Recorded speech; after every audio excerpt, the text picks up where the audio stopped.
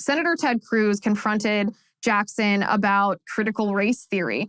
Brown Jackson sits on the board of a private school that teaches 4-year-olds that they are inherently racist. And the exchange is extremely telling. There are portions of this book that I find really quite remarkable. One portion of the book says babies are taught to be racist or anti-racist. There is no neutrality. Another portion of the book, they recommend to babies confess when being racist.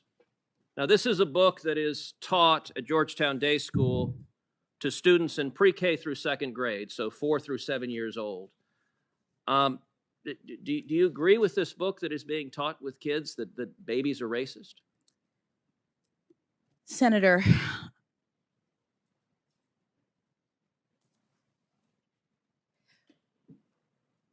I do not believe that any child should be made to feel as though they are racist or though they are not valued or though they are less than, that they are victims, that they are oppressors. I don't believe in any of that. But what I will say is that when you asked me whether or not this was taught in schools, critical race theory, my understanding is that critical race theory as an academic theory is taught in law schools. And to the extent that you were asking the question, I understood you to be addressing public schools.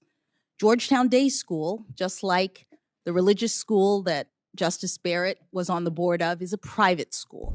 By the way, this is what Beto O'Rourke in Texas did too. When he was asked, do you support critical race theory? And he said, no, I oppose it. I'm not in favor of this. I didn't believe him. I don't think anybody should believe him. He backtracked, not because he was rejecting a belief that's held by the Democratic Party, at least the elected portion of the Democratic Party. No, he backtracked because public opinion shows that critical race theory is really unpopular. So this is your classic pandering, your classic politicking by a politician. And that, I believe, is what Ketanji Brown Jackson is doing as well, because the proof shows otherwise. The proof is in her actions. In 2020, this speech was given 2 years ago. 2 years ago, she gave a speech praising Derek Bell. Derek Bell is the father of critical race theory. He's the one who talks at length about white privilege. He talks about this inherent racism that he propositions is inherent to people who have white skin. I mean, he's the one who paints white people as oppressors, black people as victims, and says that this is so ingrained in our nation that it delegitimizes our whole country, that this is who we are as Americans, who we are as the United States. It's disgusting stuff. And Ketanji Brown Jackson praised him in a speech in 2020. And listen, if she has since disavowed this view, then she should have, or she would have, told us about this transformation, told us about this redemption that she had in the past 2 years, said, listen, I used to embrace this. And then I realized that it was wrong, that it was evil, that it was gross, that it was racist. And here's why I disavow. And here's proof that my transformation is sincere. She said none of that, none whatsoever.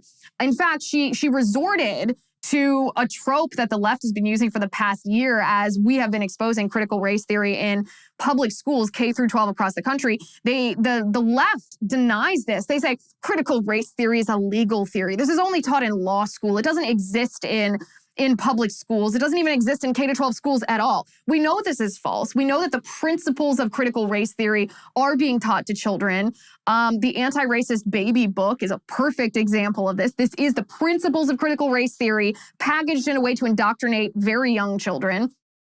And the funny part of this is that she engages in this trope, which has been debunked. I mean, Anti-Racist Baby actually debunks that trope right there. This is the principles of critical race theory being taught in school.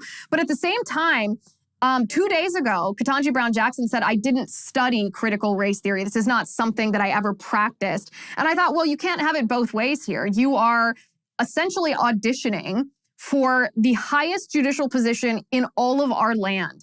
You are a lawyer by trade, a judge by profession, and you're telling me that you are unfamiliar, you never studied critical race theory or critical legal studies while you were in law school? If so, then you're actually unqualified to serve on the highest bench in the land, because even even if you reject the ideology, even if anybody rejects the ideology, if you are competent in your field, you should be familiar with what the theory is, familiar with the ideology. So it's taught in law school, she says, but she herself didn't study it, yet she wants a position on the highest judicial, the bench in the land. I don't buy it. You can't have it both ways here.